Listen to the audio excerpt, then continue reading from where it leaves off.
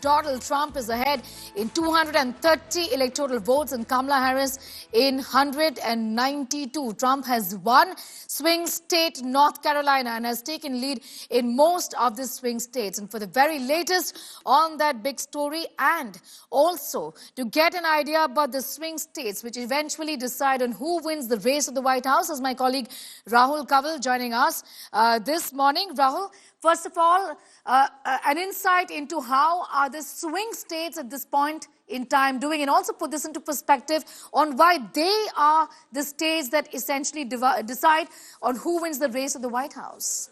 Well, it's turning out to be a bruising night for the Democrats in the United States. Donald Trump at this moment seems to be coasting to power. I want to show you some fascinating insights which capture the counting that's happened so far in the US. At a broad level, you've got 247 electoral college votes for Donald Trump versus 204 for Kamala Harris. 87 votes in the electoral college still up for grabs. Let's just take you through some of the crucial battleground states. Remember, there are 7 swing states which will determine ultimately who ends up winning. I'll start with Arizona, where Donald Trump, with the narrowest of margins, 49.8 for the Republican candidate versus 49.4 for Kamala Harris, just a 0.5% gap between Trump and Harris in Arizona. From here, if we come to Georgia, which has already been called by Associated Press in favor of Donald Trump, 95% of the votes already counted,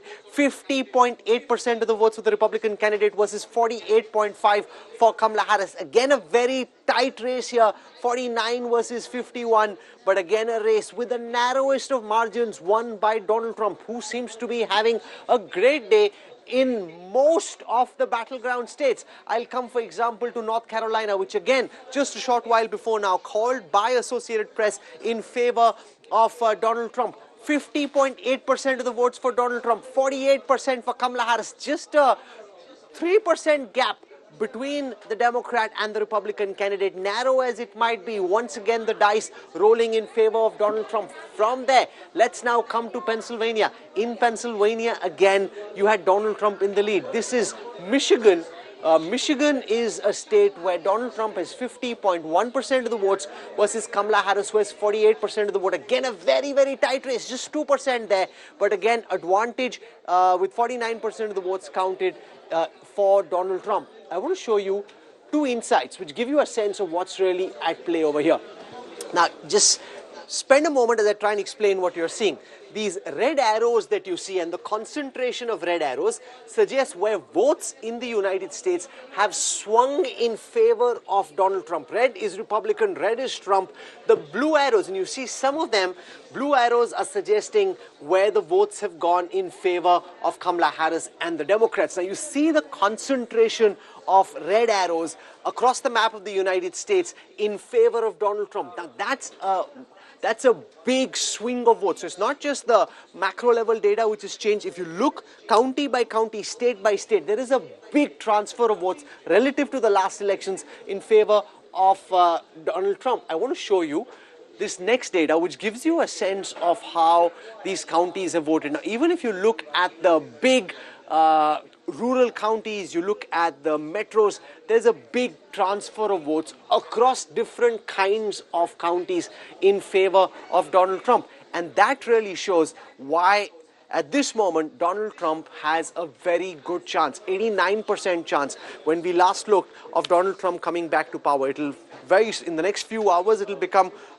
definite, but at this moment it seems not since 1897, when George Cleaver came back to power after a gap term, has any US president come back to power after losing an election. In America, it seems, still not ready for a woman president, and that really is hugely ironical because of the limitations of his campaign. Despite that, at the macro level, if you look at all the votes that have been counted so far, Donald Trump has 51% of the votes that have been counted so far. Kamala Harris is 47.6% of the national votes that have been counted so far.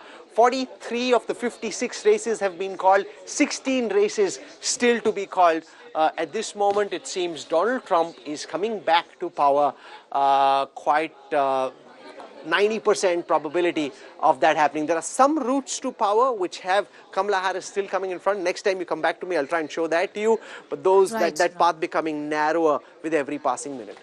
Really, counties are shifting in the 2024 presidential election is what Rahul is telling us right now. I'm going to leave it at that. Rahul Kaval joining in with his perspective on that big story. Trump has won swing state North Carolina and has taken lead in most swing states. Republican Donald Trump has won Texas, Ohio, Nebraska, North Dakota, South Dakota, among others in the presidential elections. While Democrat Kamala Harris has captured New York, New Jersey, Illinois, Delaware, Rhode Island, Massachusetts, Connecticut, and Maryland, among others. The 7 swing or battleground states of Pennsylvania, Arizona, Georgia, Michigan, Nevada, North Carolina, also Wisconsin are expected to effectively decide who will be the 47th president of the United States of America. It's the magic number of electoral votes needed to win the presidential election, and that stands at 270. Our Republicans, we're doing really well. If you're in line, stay in line. Don't let them take you off that line. Vote. Stay on the line. They can't do anything about it. And vote. We're going to win it big. Thank you. Republicans, we're doing really well. Stay on line. Don't get off line and vote. Make sure you get through and vote. We're going to have a big victory tonight. Well, it'll be just that. We want to bring everybody in. We want to be very inclusive, and we will be very inclusive. We have a great country, but we have a country that's in trouble. It's in big trouble in many ways, and we have to straighten it out. We have crime is through the roof. We have people pouring through our borders that are not exactly perfect. They come out of prisons. 13,000 people convicted of murder. We don't need this in our country. We have enough difficulty. We don't need that. So I think people saw that. And it just seems that the conservatives are voting very powerfully.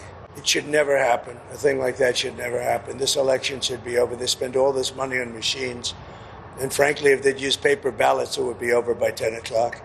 And by the way, the paper ballots would cost 8%. It would be 8% of the cost. If they would use paper ballots, voter ID, proof of citizenship, and one-day voting, it would all be over by 10 o'clock in the evening. It's crazy. They use these very expensive computers, and I'm hearing in Pennsylvania they won't have an answer till 2 or 3 days from now. I think it's an absolute outrage if that's the case. Now, maybe it'll be later, but it's paper ballots. In France, they went paper ballots because the mail-in was not working. It was corrupt. And in France, they went paper ballots. And at 10 o'clock in the evening, they had 37 million votes counted and done. They had a winner, they had a loser. And in this country, I mean, I'm just hearing that in certain states, it's going to be a long time. And it won't even be close. It won't even be that close. They say, I'm going to win the state.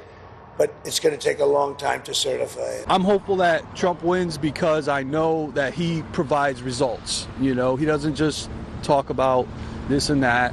He provides results, and that's why, you know, I'm supporting him. The popular vote has to be Donald Trump because more people have common sense than not, and I feel that Trump is, dominated. Well, I agree. I think I feel good about it. Just watching the polls and talking to people and looking at the signs and the rallies. I mean, it's hard to say that he's not going to win this thing. So, but anything can happen. I think the world is, it's important for not only the United States, but the world. I think that Kamala Harris will be winning today. I have no doubt in my mind that Kamala Harris is about to be the next president of the United States, the first woman president. A woman is very much needed to run this country. And let me be very clear, okay? Donald Trump wanted us to go back to a place that we used to be. But as Kamala Harris says, we're not going back. Having a black woman almost becoming the president of the United States is so important to me because I'm a black woman, double minority, and I feel like being able to see somebody in this position who looks like me is so important. She's going to represent me and my rights. All right, we've also, in fact, spoken with the friends of Kamala Harris, listening to what they've had to say about this whole campaign. How are you feeling right now? Election is almost about to, the polls are about to close. What are you picking up? How are you feeling right now? Jubilant. Absolutely jubilant. The air is pregnant with all types of possibilities, and it is going to happen tonight. I think we're going to see the glass ceiling shattered into a million pieces, and I'm just honored to be able to be here to witness it. And you're wearing white. I observed that. This is a symbol of I should say women empowerment and everything else. Ma'am, how are you feeling? You think she can pull this off? It's a very close race. I think she can pull it off because I think that people like her message of unity. She shows strength. She shows knowledge. She's very intelligent, and she wants to unite. No one wants a lot of strife in the world.